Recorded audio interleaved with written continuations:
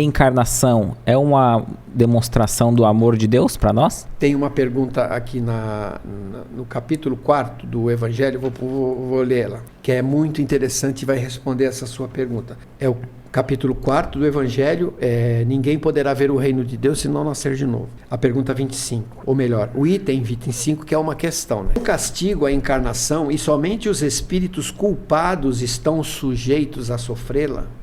E os espíritos respondem: a passagem dos espíritos pela vida corporal é necessária para que eles possam cumprir, por meio de uma ação material, os desígnios cuja execução Deus lhe confia. Qualquer privilégio seria uma preferência ou uma injustiça. O privilégio que eu digo de você reencarnar numa condição tal sem você merecer. E aí, mais cedo gozam do futuro de seus labores. Os que, ao contrário, esses são aqueles, né, que utilizam a reencarnação para o bem, que diz o seguinte: os que utilizam a reencarnação segundo a resposta para o bem, eles fazem uma promoção espiritual para eles próprios, quer dizer, eles sobem degraus um pouco mais rápido daqueles que ficaram para trás, né? Aquele que pratica o bem, a caridade, o amor. Mas os que, ao contrário, usam o mal da liberdade que Deus lhe concede, retardam a sua marcha e, tal seja a obstinação que demonstrem, podem prolongar indefinidamente a necessidade da reencarnação. E aí ela se torna um castigo.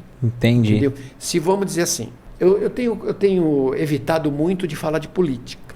Procuro nem ver essas coisas, porque aquilo me revolta muito. Mas se faz necessário, tudo. Então aí a gente fala assim, e esses cabras aí que estão fazendo mal, então? Como é que eles vão ser, né? Vão acontecer com o processo reencarnatório? Tem uma história do Raul Teixeira. Ele era professor numa universidade no Rio de Janeiro. E ele almoçava todos os dias em um restaurante. E ele gostava muito de ficar sentado eles até reservavam a mesa para ele próxima à janela, para a rua, né? Para ele almoçar e ficar espairecendo. E ele sempre via um senhor moreno, alto, forte, pegando comida no lixo, com a roupa toda esfarrapada e tal. E ele ficava condoído com aquilo, né? Nossa, ele ficava condoído e tal. Mas tudo bem, né? Ele pegava o resto de comida que o restaurante jogava, comia ali mesmo, né? Pegava e ia comendo. Aí numa das reuniões dele na casa espírita que ele frequentava, a entidade espiritual chegou para ele e falou, que dirigia, falou para ele assim: ô Raul, quanta pena você depositou naquele nosso irmão que fica pegando comida na lata de lixo. Ele falou, coitado, eu comendo com tanto asseio, comida bem feitinha e tal, e ele comendo aquelas comidas jogadas fora, né? Quem sabe até suja, contaminada, etc. Ele falou, meu filho, cada um com as suas provas. Mas se você lembrar amanhã, dá uma olhadinha na placa do nome daquela rua, a identificação daquela rua. Aí ele passou, o espírito foi embora e tal. Aí no dia seguinte ele lembrou, vamos ver o número da placa. Aí na placa lá estava, Rua Deputado, falou então. Aí ele olhou, deputado, falando, eu não conheço esses deputados, né? Mas ele lembrou que aquele nome não era estranho, né? Do passado. Aí tudo bem, ele almoçou e tal. E o cara lá, o mendigo lá, comendo a comida. Aí ele voltou pro centro. Aí o irmão chegou no final da tarefa. Ô, meu filho, você chegou a ler o nome da placa? Ele falou, eu li o nome de um deputado da antiga, que já desencarnou faz tempo. Meu filho.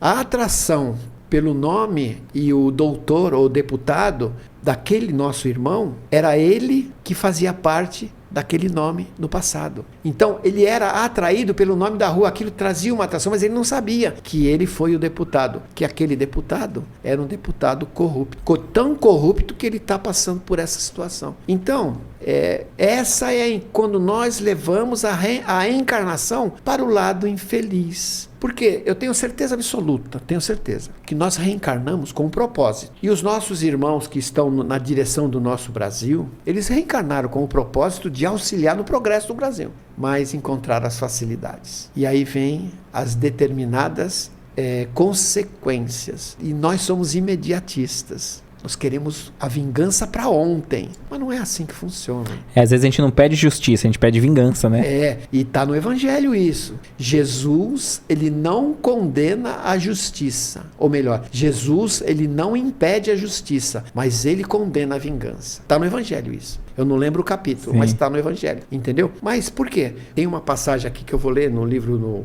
Coração do Brasil, Coração do Mundo, Pátria do Evangelho, que fala mais ou menos sobre isso, né? Ontem eu fiz um comentário sobre isso. Eu não gosto muito porque é meio desagradável, né? Política é desagradável. A gente não deve...